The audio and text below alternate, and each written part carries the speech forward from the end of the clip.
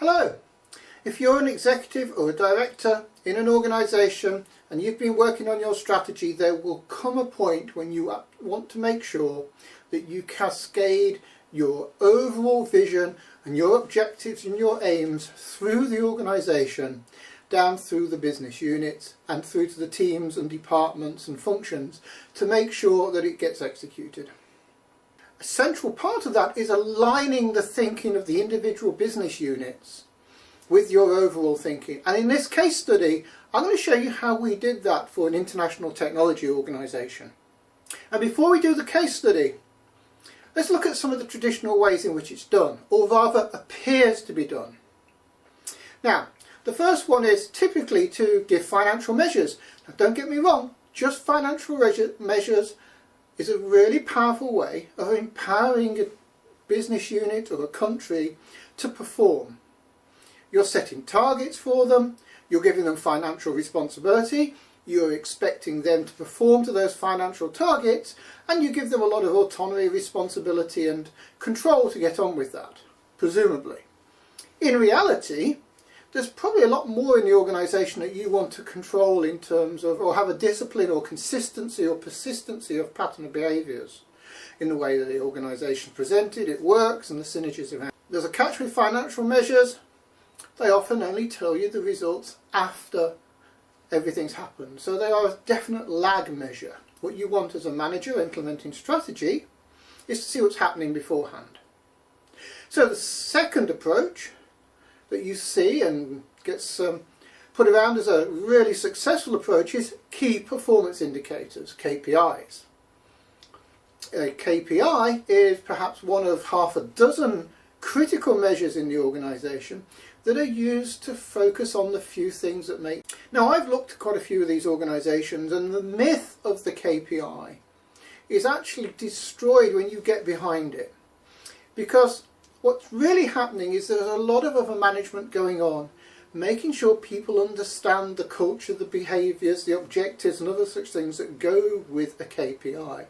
And again, KPIs are, to use a metaphor, they're like the peak of the mountain, popping out over through the clouds. And in reality, a lot of the groundwork is done on the lower slopes working up towards the peak.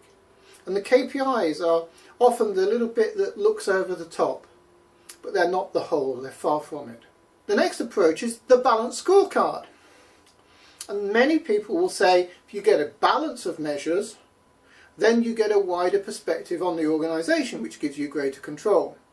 Now, I worked for Norton & Kaplan for 4.5 years. Let me assure you, by 1996 we'd thrown out categorising measures into perspectives to create balance. It doesn't work. It doesn't work because you're omitting two things. You're not thinking about what you want to achieve before you start measuring it, and you're not looking at what drives strategy. The whole balance thing is a consequence of doing the cause and effect. We want to know how we will be a better organisation and what drives performance through the organisation. So if you ever see merely a classification of measures, it probably isn't correct. You're just adding more measures into the pot, and frankly more measures confuses people. So how do we cascade that global vision, align business units, give them a clear view of what they have to achieve in the overall context, and you can explain your strategy better in a way that gives you advance notice of how the strategy is performing, so you can perhaps go in and refine it, or at least get confidence that it is being successful, i.e. looking for leading indicators of performance. Well, contrary to popular belief, you don't start with measures. In this case study, what I'll be showing you is how we first of all developed a strategy map which sits in front of the balanced scorecard to capture the overall objectives of this organisation's global strategy. And then we cascaded the strategy map and its objectives through to the business units, and actually cascaded it through another level as well. We then looked at how each of the business units interpreted those overall objectives, and how well each of them were performing on each of those objectives. And then we looked for synergy and consistency across them, and then brought the whole lot back up together. It was only when we'd got that consistency we started looking for the measures that sat with the objectives. But the most important thing is that we aligned the thinking of these business units behind the objectives, not just the measures. And that's what we're going to be talking about in this case study. So this case study explains how you cascade a global vision and break it down through objectives through the organisation, so you can get a clearer picture of how you as a management team are managing the whole organisation and making sure they're performing. So in this example we happens to be an international technology company. They've recently acquired 4 or 5 other organisations, so they can ideally create synergy across the whole group. So what they've been doing is buying up companies that are similar but not necessarily identical. So that gives them more global coverage, but it also gives them more capacity and capability. So the essence of their strategy is to be able to provide a wider, richer, better service to the various organisations that might use them, but more importantly exploit synergy across the group. So if you've got a specialist R&D team in, say, Sweden, they too can help Germany, France, UK, whatever.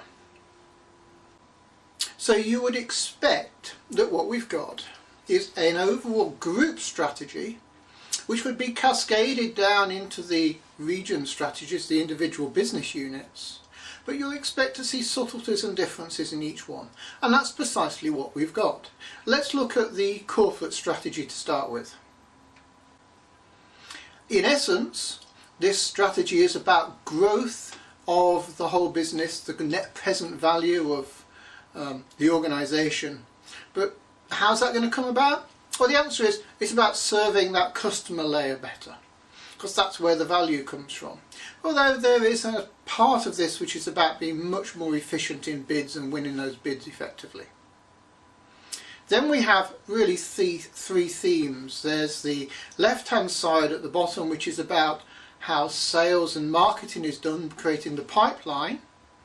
Then there's the major block on the right, which is about making sure products are done well, implemented well, managed well, delivered on time, and also how the innovative technologies are developed and built into the projects and programs they're developing. So you can imagine, you can see broadly there's 3 pieces. How do we get the right bids? How do we deliver them? And how do we put innovation into them so that they are more successful? Now I'm going to skip ahead at this point because I just want to show you something which answers a question that I get asked a lot, which is how do you make sure the measures you have in an organisation still tell the story of your strategy? And if you remember what I said about KPIs or the large volume of them, you'll understand that you really want to make sure that the measures tell the consistent story. So here are 3 slides.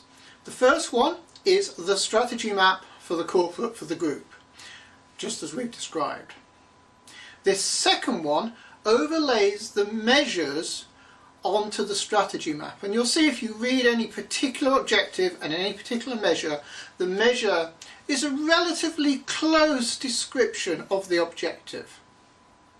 And what's important here is how we choose measures that represent the objective, and we've put a lot of effort has gone into choosing the right measure. There might be several others as well in the detail, but this is the one they've chosen as the central point.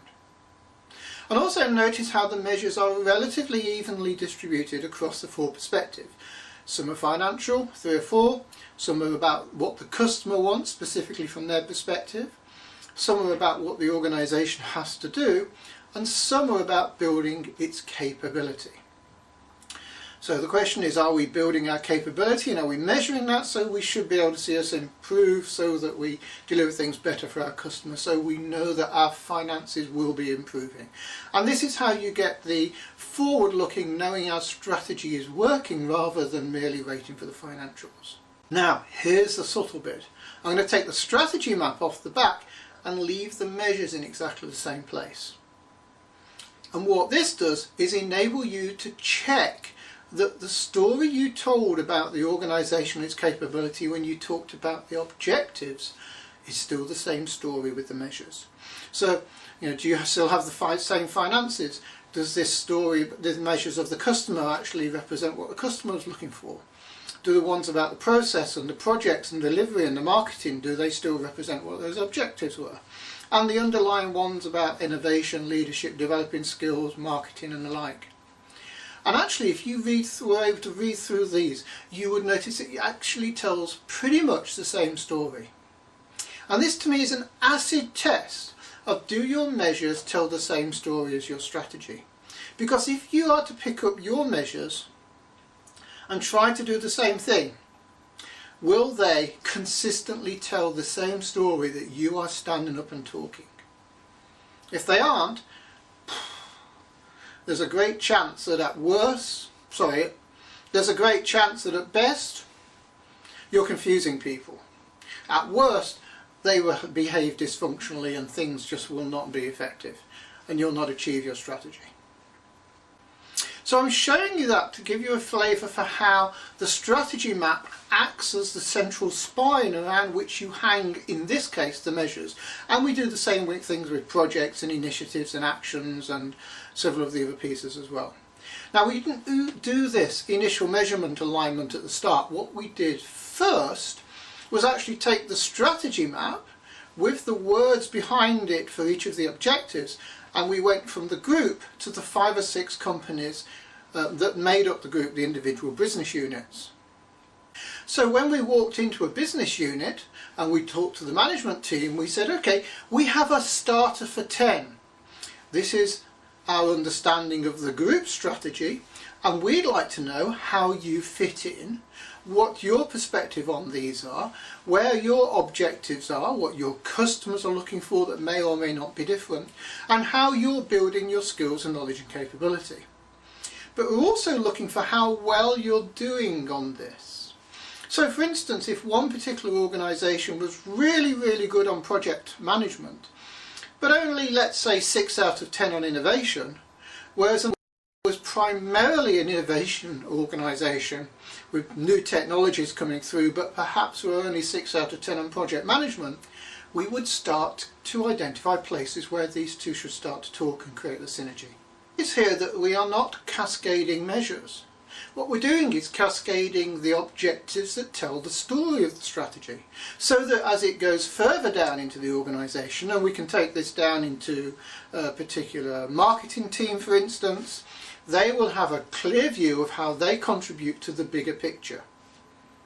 And this gives you a really persistent story. I happened to go back to this organisation 5 years later. The managing director had changed, but they were still using the approach. He was waxing quite lyrical about it. I was really quite surprised to be walking towards his office and there was the strategy map still on the wall. It was a new one. It was slightly different. There were a few changes and enhancements to it, as you would expect after 5 years. Some of the sustainable capabilities and skills and knowledge had already been achieved, and new ones were on there to focus their attention where they wanted to be 5 years later. But it's still recognisably the same strategy, just the refinement behind it. And I think that shows how the strategy map is that central spine which you can refine and add things to as you develop. So what we're doing here is moving the strategy from the group down through to the business units putting in their views of it, their assessments of it, their refinements to it, bringing that back to the centre, looking to consolidate that so that they could then say, you know what, we can see how we can create synergy across these groups. And actually where a particular team can work with a particular team, and where for particular aspects of innovation or project management or marketing, they should be talking to each other across the groups. Again, quality of conversation precedes the quality of action. And it was only when we had this view that we started to identify the individual measures. So that earlier picture about the strategy map and the measures overlapping, we only produced at this stage. Because it's only when you've really got a good picture of what you're wanting to achieve collectively that it makes any sense to start to do any of the measures, because you need that rich understanding. And that means that when you walk out into your departments, into your organisations, you talk to your team, not only are you saying this is how we might measure this particular aspect, but this is what we're trying to measure, and whether it's a good measure of it or not, or whether it's merely a useful surrogate or an indicator for the moment. So it's easy to do project time, cost and quality. That was absolutely nailed down. The project managers had that. It was easy to introduce quality gateways for the innovation process. But when we talked about the leadership, we were looking at different aspects of that, and therefore they were saying, you know what, we as a team need to assess ourselves and perhaps do some 360 appraisals, but also more importantly just be out on the ground looking for feedback and being critical of ourselves, you know, having a discussion about how well we're being leaders in each of our teams. And so it's not always about the absolute pure measure of something, it's often an indicator or merely the monitoring and assessment of things that are going on. At this point, I think it's a good time to highlight something I've just mentioned, which is quality of conversation. I wrote a book called Communicating Strategy, and in a way I wish I'd called it Socializing Strategy or Conversations about Strategy, because for me it's not just the communication piece. The greatest danger in communication is thinking that you've already communicated. What this whole approach is about is the quality of conversation that goes on within a management team. So for instance, within the executive team for the group, we had quite lengthy discussions about which were the few things that made the biggest difference, how they knew particular things were true about their customers, and what were the few things that they thought were most important, and why they believed particular things would work for their strategy. And we deliberately facilitated a rich conversation and captured it. And although we only have a single page strategy map here, there was quite a lot of detail behind it. The same process was used to go from the group to the individual teams, individual business units. So again, we encouraged a conversation amongst that team about the group strategy and brought each of those back to the centre. And we did it for each business unit, and then we got all the business units together to have a conversation about how each of them had reported and what each of them was suggesting were their positioning. So in each loop of this, in each step, we're encouraging and facilitating a conversation that's rich and detailed about the strategy. Now this does two things. One is it gets much more detail into the strategy, but it also prepares that team so that they are ready to communicate that story more richly to the rest of the organisation and each part of the organisation.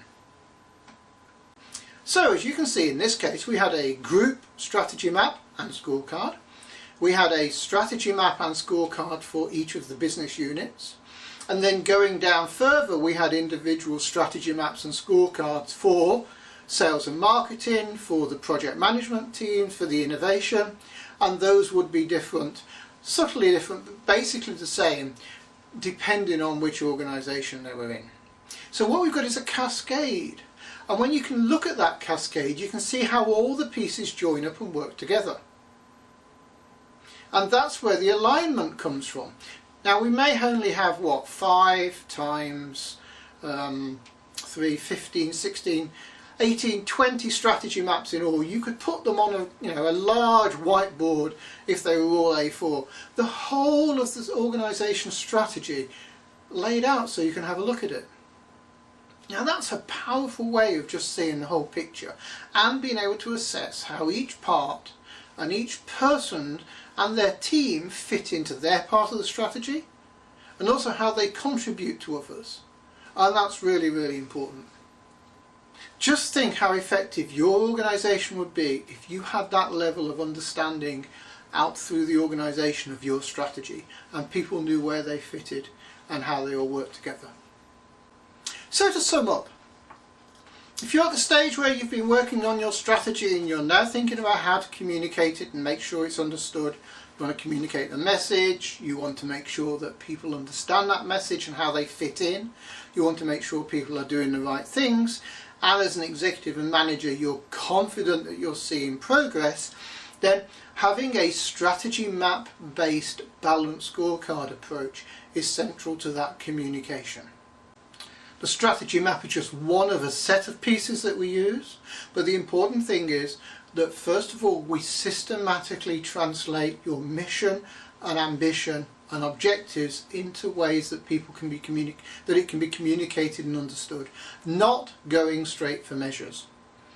We absolutely get clear what drives strategy and change and where your persistent patterns of behaviour and skills and knowledge and capabilities need to be that will bring about change and deliver performance in the future.